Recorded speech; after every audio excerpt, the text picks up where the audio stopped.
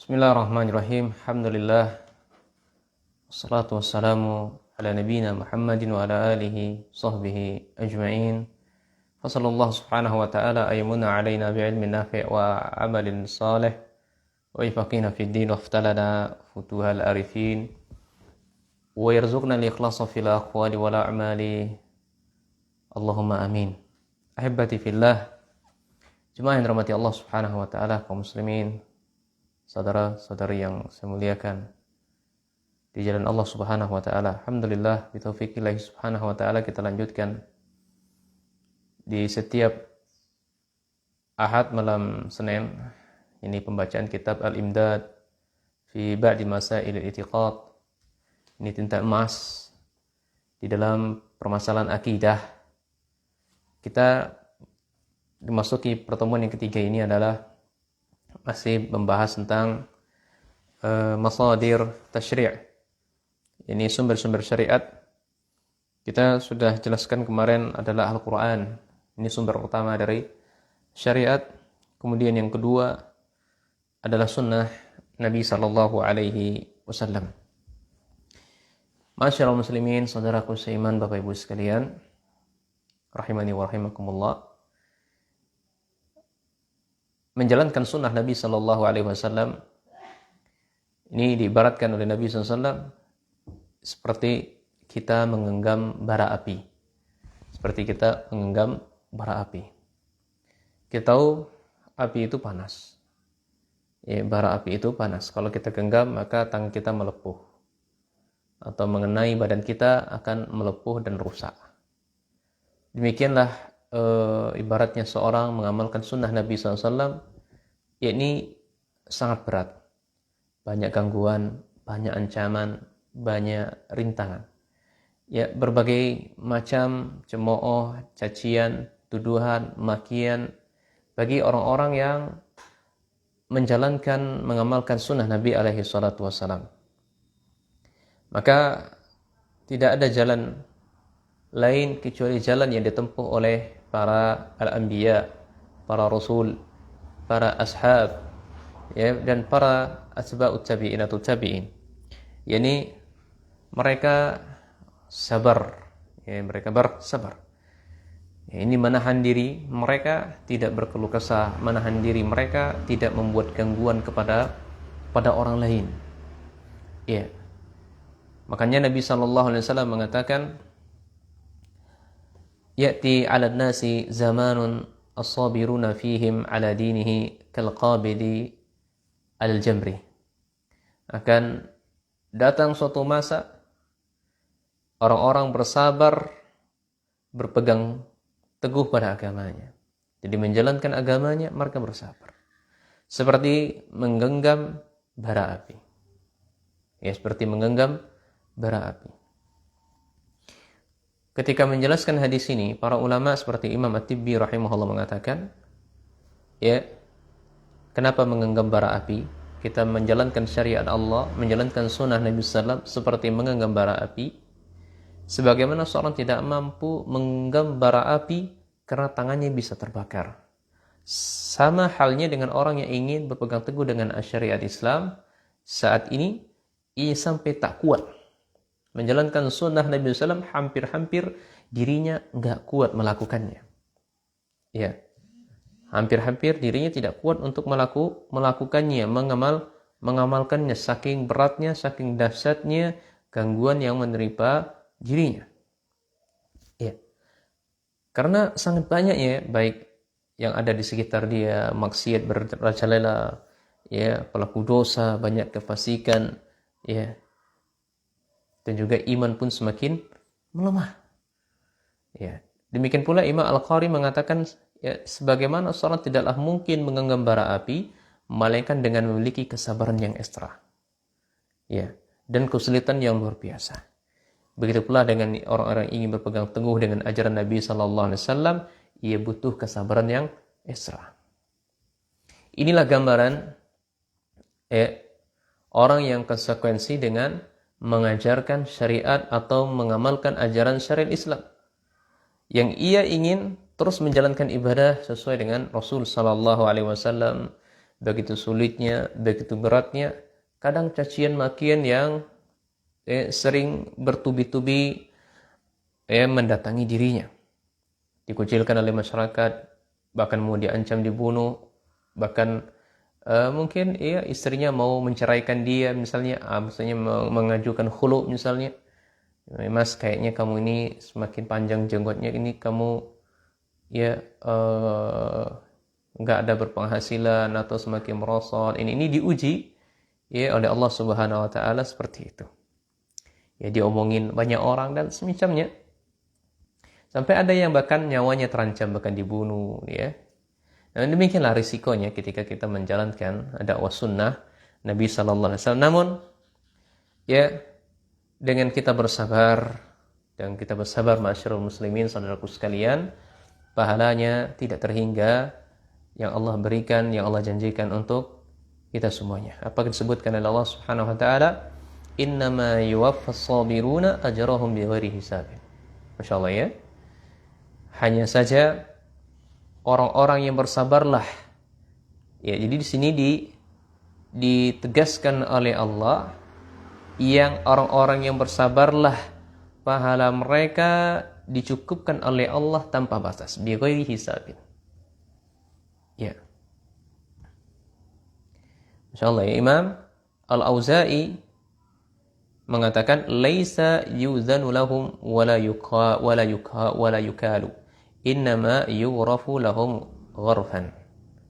Jadi memang orang yang bersabar tidak ada timbangan bagi dirinya, tidak bisa ditakar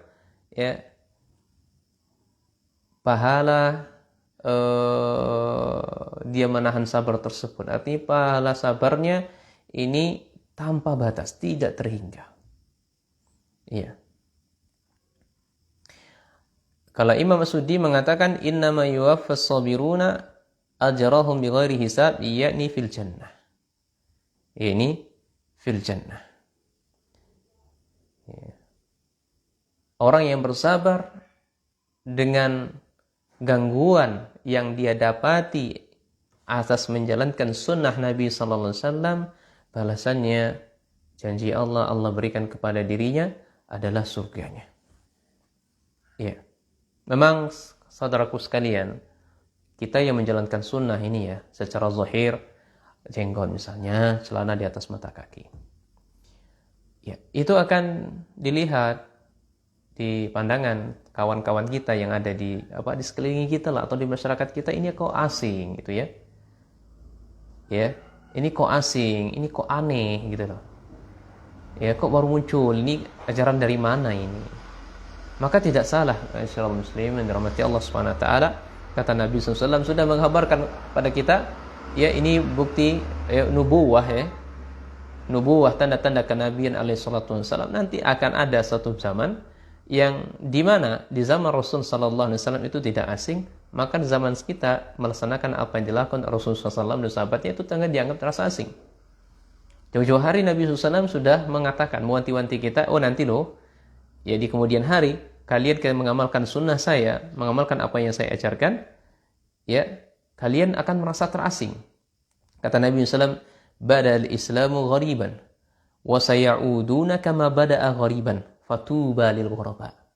Maka bergembiralah kita orang-orang yang memang terasa asing ketika mengamalkan sunnah Nabi alaihi salatu wasallam. Kabar gembira Kata Nabi SAW, Islam itu munculnya memang dalam keadaan asing gitu Awal-awal syariat Islam ini memang terasa asing oleh orang kafir Quraisy gitu kan.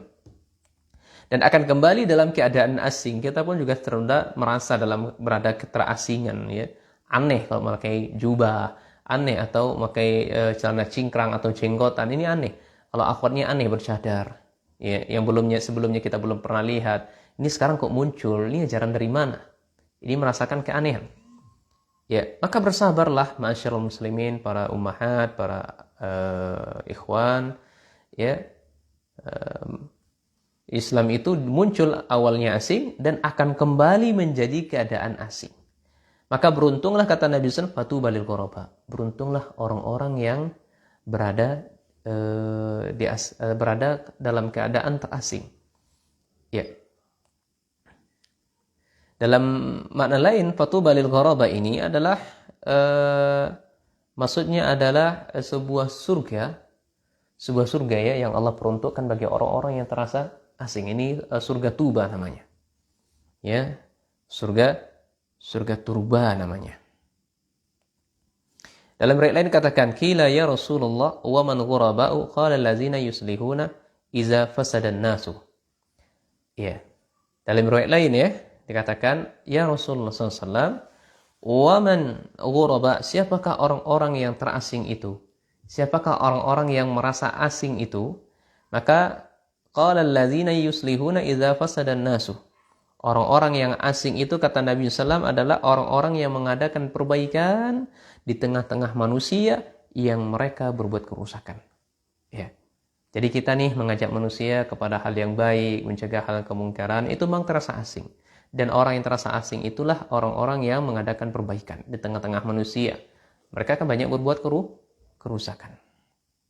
Ya. Dalam lafaz lain, alladzina yuslihuna ma afsadan nasu min ba'di min sunnati. Mereka adalah orang-orang asing itu adalah orang-orang yang memperbaiki sunnahku yang sudah dirusak oleh manusia. Itu orang asing adalah orang-orang yang memperbaiki sunnah Nabi SAW yang sudah dirusak oleh manusia. Nah, barakallahu fikum ya jami'an ya orang-orang yang bisa bersabar dan tetap istiqamah di masa ini, ia akan mendapatkan pahala yang besar dan kedudukan yang tinggi ya dari Allah Subhanahu wa taala melalui lisannya Nabi sallallahu alaihi wasallam. Sebutkan oleh Nabi sallam, "Al-ibadatu fil harji ka hijrati ilayya." Beribadah ya mengamalkan sunnah di masa-masa yang sangat sulit, mereka itu seperti berhijrah kepadaku. Kita ini kan berada di masa-masa yang sangat sulit untuk mengamalkan sunnah. Iya. Kita hidup di masyarakat, itu kan terasa berat, sulit menjaga sunnah dari lingkungan kita, keluarga kita, terasa sulit. Maka ketika dia melakukan hal seperti ini, berusaha mengamalkan sunnah Nabi SAW, dia diibaratkan berhijrah kepada Nabi SAW. Ya. Ini hadisnya riwayat Muslim ya. Apa disebutkan Imam Nawawi rahimahullah menjelaskan ya, al-muradu bil harji huna al-fitnatu wa ikhtilatu umurid nasi. Ya. Yang dimaksud dengan haraj adalah ini fitnah. Ini kekacauan, kesemrautan. Ya. Perkara-perkara yang di tengah-tengah manusia. Jadi banyaknya kekacauan, banyaknya simpang siur di tengah-tengah masyarakat, ya banyak kerusakan. Dia berusaha untuk mengamalkan sunnah Nabi SAW. Dia seperti orang berhijrah, ya kepada Nabi Sallallahu Alaihi Wasallam. Nah, ini masyarul muslimin, syariat yang kedua. Sumber syariat yang kedua adalah sunnah Nabi Sallallahu Alaihi Wasallam, dan kita menjalankan sunnah Nabi Sallallahu Alaihi Wasallam ini dibaratkan Nabi SAW menggenggam ya bara api, menggenggam bara api. Apa sih yang dimaksud dengan sunnah? Apa sih yang dimaksud dengan sunnah? As-sunnah ya secara bahasa adalah ya ini hiya tariqatul al-mu'tadatu. Ini sebuah jalan ya yang biasa ditempuh oleh manusia. Ya, jalan yang biasa ditempuh oleh manusia. Adapun secara istilah syara'an ya adalah ma udifa ila Nabi sallallahu alaihi wasallam min aqwalin aw af'alin aw takrirat was sifatin ya sifat khalqiyyah atau khuluqiyyah. Itu disebut dengan sunnah. Ini segala sunnah itu adalah bahasa sederhana kitanya, segala apa saja yang disandarkan kepada Nabi alaihi salatu wassalam, baik perkataan beliau, perbuatan beliau, takrir beliau, sifat ya kepribadian beliau atau memang khuluqiyah beliau. Ya, perbedaan beliau atau khalqiyah beliau. Ya. Sifat yang melekat pada diri beliau, jasad beliau maksudnya, sifat fisiknya. Itu sunnah Nabi sallallahu alaihi wasallam. Contohnya ya. Contoh sunnah aqwal, sunnah perkataan. Qala sallallahu alaihi wasallam khudu anni manasikakum. Ya. Nah, jadi perkataan Nabi sallallahu alaihi wasallam, perintah Nabi sallallahu alaihi wasallam, ambillah dari saya tata cara manasik haji kalian. Ya. Ini sunnah aqwali. Ada perintah langsung dari Nabi sallallahu alaihi wasallam, atau sallu kama ra'aitumuni usalli. Ini juga disebut dengan sunnah aqwal. Salatlah kalian sebagaimana Rasul sallallahu alaihi wasallam salat. Bagaimana Rasul sallallahu alaihi wasallam salat, seperti itulah kita salat. Nabi SAW sudah mencontohkannya, bahkan Nabi SAW naik di atas mimbar mencontohkan kepada sahabatnya untuk salat. Dan banyak contoh-contoh yang lainnya. Ya, ini disebut dengan sunnah aqwal. Kalau ada perintah dari Rasul sallallahu alaihi wasallam itu disebut dengan sunnah aqwal. Wa misalul af'al, contoh dari sunnah af'al, sunnah fi'liyah Nabi sallallahu alaihi wasallam adalah qalat Aisyah radhiyallahu anha, kana Nabi sallallahu alaihi wasallam yaqumul laila hatta tatafattara qadamahu. Ya. Dari Ummul Mukminin Aisyah menggambarkan Rasul sallallahu alaihi wasallam, beliau menegakkan qiyamul lail. Ini salat maksudnya. Atau qiyamul lail yang lainnya bisa baca Al-Qur'an, berzikir, ya, berdoa dan seterusnya. Namun di sini Nabi SAW qiyamul lail adalah maksudnya salat. Sampai-sampai beliau hatta tatafattara, sampai-sampai qadamahu. Ya, kaki beliau itu terpecah-pecah. Ini ada bentuk perbuatan ibadah yang dilakukan oleh Nabi alaihi salatu wassalam. Dan juga wa misalu taqrirat, ini ketetapan Nabi sallallahu alaihi wasallam. Ya. Seperti beliau ya memakan dhab. Jadi dihadirkan oleh Nabi sallallahu alaihi wasallam, dihadirkan kepada Nabi sallam, ini sebuah dhab. Dhab itu hewan, dia sejenis bentuknya itu seperti biawak ya kalau di Indonesia, tapi dia bukan biawak. Dia hidupnya di padang pasir dan memakan tumbuh-tumbuhan, sayur-sayuran. Kalau biawak itu adalah Indonesia itu makannya daging. Ya. Nah, dhab ini hidup di padang pasir, ya. Dan dia membuat lubang-lubang di padang pasir tersebut, bersembunyi itu bersarang di dalamnya. Dihadirkan Nabi sallallahu alaihi wasallam, kemudian Nabi diam tidak memakannya. Ini ketetapan dari Nabi sallallahu alaihi wasallam. Dan contoh yang lainnya adalah sunnah taqrirat, sekaligus itu sunnah ya fi'liyah dari Nabi alaihi salatu wasallam. Ini ketika beliau salat ya qada, ya salat qada, salat subuh, ya, maksudnya salat sunnah fajar, salat subuh itu beliau qada.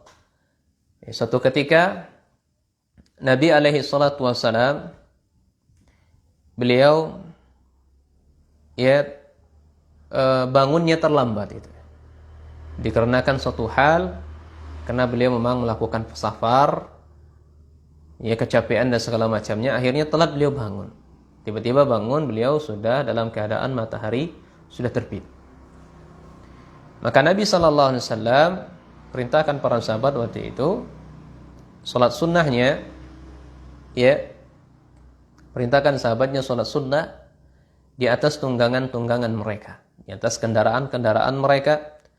Kemudian beliau setelah itu turun dan memerintahkan sahabat iqamah, lalu langsung salat ya subuh berjamaah. Karena salat fajar ini, salat sunnah fajar ini ma'asyiral muslimin, sudah ma'ruf bagi kita, ada salat yang sangat tidak sepantasnya, tidak selayaknya ditinggalkan oleh seorang mukmin. Ya kata Nabi sallallahu alaihi wasallam, rakaatani atau rakaatan khairu minad dunya wa ma fiha. 2 rakaat ya salat sunnah sebelum fajar itu lebih baik daripada dunia dan seisinya. Ya. Jadi singkat cerita, ini adalah sunnah fi'liyah. Nabi SAW ketika salat subuh telat bangun, langsung beliau mengqadha salatnya ketika matahari sudah terbit. Nah, ini boleh dilakukan ya, salat qadha. Cara mengqadha salat sunnah qabliyah atau salat sunnah fajar ya, itu boleh diqadha ketika sudah matahari terbit. Ini waktu-waktu duha namanya. Maka tidak masalah, boleh insyaallah. Ini disebut dengan sunnah fi'liyah. Ya, kemudian dengan qadha salat juga, qadha salat sunnah fajar juga pernah dilakukan atau ditetapkan sunnah takrir maksudnya lagi, ketika Nabi SAW sudah salat subuh bersama kaum muslimin, kemudian hatta yunsarif, kemudian Nabi SAW menghadap kepada jamaah, kepada para sahabat, kemudian setelah menghadap ke para sahabat, Nabi SAW menjumpai para sahabat langsung bangkit lagi, langsung sholat. Ya, langsung sholat, kemudian Nabi SAW tidak mengingkarinya. Tidak mengingkari, ini ketetapan dari Nabi SAW. Setelah selesai sholat, ya, Nabi bertanya kepada sahabat ini, kenapa kamu sholat lagi, sementara kamu sholat bersama manusia? Oh, kama qala Nabi SAW, maka sahabat ini menjawab, sesungguhnya saya belum sholat sunnah fajar tadi ya Rasul. Maka Nabi SAW tidak melarangnya, tidak mencegahnya, dan juga tidak menghardiknya. Ini bukti ketetapan dari Nabi alaihi salatu wassalam. Ini ketetapan dari Nabi sallallahu alaihi wasallam. Jadi bolehnya kita mengqadha salat fajar itu di 2 tempat, waktu duha, kemudian setelah salam salat subuh, boleh diqadha situ. Itu tentu bagi orang-orang yang sudah terbiasa. Nabi SAW melakukannya tadi karena dia sudah terbiasa melakukannya, namun karena keadaan tertentu beliau telat. Ya, beliau telat. Ya, demikian pula sahabat ini, beliau melakukannya setelah selesai sholat subuh karena sudah terbiasa melakukannya dan Nabi SAW tidak mencegahnya. Ini bagi orang-orang yang sudah terbiasa ya. Demikian pula sunnah takrir lainnya adalah ketika disyariatkannya azan. Azan itu adalah ketetapan dari Nabi SAW, tidak diingkari dan dibenarkan oleh Nabi SAW melalui mimpi para sahabat, mimpi sahabat Nabi SAW, kemudian dikuatkan oleh sahabat Umar bin Khattab radhiyallahu an. Kemudian Nabi SAW memerintahkan sahabat Bilal untuk mengumandangkan azan karena sahabat Bilal adalah suaranya lebih bagus ketimbang sahabat yang mimpi tersebut. Baik, ini contoh sunnah takrirat. Kemudian wa misalu sifatil khalqiyah, ya, tentang sifat khalqiyah Nabi sallallahu alaihi wasallam, ya, dari sahabat Barra bin Azib radhiyallahu an, kana Nabi sallallahu alaihi wasallam ahsanan nasi wajhan. Jadi sifat khalqiyah itu lebih menggambarkan kepada fisik atau bentuk tubuh Nabi sallallahu alaihi wasallam, jasad Nabi sallallahu alaihi wasallam. Kata Barra menggambarkan tentang Nabi SAW adalah Nabi SAW ahsanan nasi wajhan. Ini manusia ya, kalau dilihat wajah itu paling bagus, paling ganteng gitu. Wa ahsanuhum khuluqan, ya, dan paling akhlaknya paling bagus. Laisa bitawil atau bitulil ba'in, ya, laisa bitulil ba'in wala bil qasir. Nabi SAW itu tidak tinggi dan juga tidak pendek. Ya, ini menjelaskan tentang fisik jasad dari Nabi SAW. Kemudian sifat wa misalu sifati khuluqiyah atau sunnah khuluqiyah Nabi SAW adalah disebutkan oleh sahabat Ibnu Abbas ini pada sifat akhlak beliau ya. Akhlak beliau ya. Dan satu kalimat, masyarul muslimin, satu kalimat yang satu kata tapi bisa menggambarkan akhlak adalah kalimat peduli atau kata peduli. Dan Nabi SAW mengatakan dari sahabat Ibnu Abbas radhiyallahu anhu qala kana Nabi sallallahu alaihi wasallam bersabda ajwadan nasi wa kana ajwada ma yakunu fi Ramadan. Nabi SAW adalah manusia yang paling dermawan, dan kedermawanan Rasul sallallahu alaihi wasallam yaitu sangat terlihat terpancar ketika bulan Ramadan. Ini bentuk pedulinya Nabi sallallahu alaihi wasallam ya kepada manusia. Ya, bentuk peduli Nabi sallallahu alaihi wasallam. Kemudian ya inilah syariat yang kedua, ya syariat sunnah Nabi sallallahu alaihi wasallam. Intinya kaum muslimin, menjalankan sunnah Nabi sallam adalah diibaratkan ini menggenggam bara api, ini sangat berat, butuh perjuangan, butuh memiliki kesabaran yang ekstra, dan balasannya tentu sangat besar di sisi Allah tanpa hisab, ya. Kemudian dibalas oleh Allah, dijanjikan oleh Allah surga tuba baginya. Dan ingat, agama kita ini itu akan kembali asing sebagaimana dulunya awal-awal munculnya Islam itu asing di Madinah, di Makkah, ya, terasa asing dan akan kembali pada terasingan. Dan sunnah Nabi SAW itu banyak modelnya, ada sunnah fi'liyah, takrir, atau qauliyah, khuluqiyah atau khuluqiyah. Kemudian masadir yang ketiga adalah ijma', ya, ijma'nya kalangan para sahabat Nabi SAW, ijma'nya para ulama salafus salih. Ijma' itu maksudnya adalah kesepakatan, hal-hal yang disepakati oleh salafus salih, ya, salafus salih, ya, hal-hal yang disepakati oleh salafus salih, ini para sahabat atau tabi'in, tabi'ut tabi'in dalam urusan agama, Wallahu alam bisawab. Ya, semoga yang sedikit ini bisa bermanfaat bagi kita dan kaum muslimin sekalian. Ya, kita lanjutkan pembahasan ini di pertemuan berikutnya insyaallah, masuk pembahasan ya fahmus sahabah linusus muqaddaman ala ghairihim biiznillah taala. Ya, pemahaman sahabat Nabi sallallahu alaihi wasallam itu lebih dikedepankan ketimbang yang lainnya. Nah, wallahu alam bisawab. Subhanakallahumma bihamdika asyhadu an la ilaha illa anta astaghfiruka wa atubu ilaih. Assalamualaikum warahmatullahi wabarakatuh. Hayakumullah.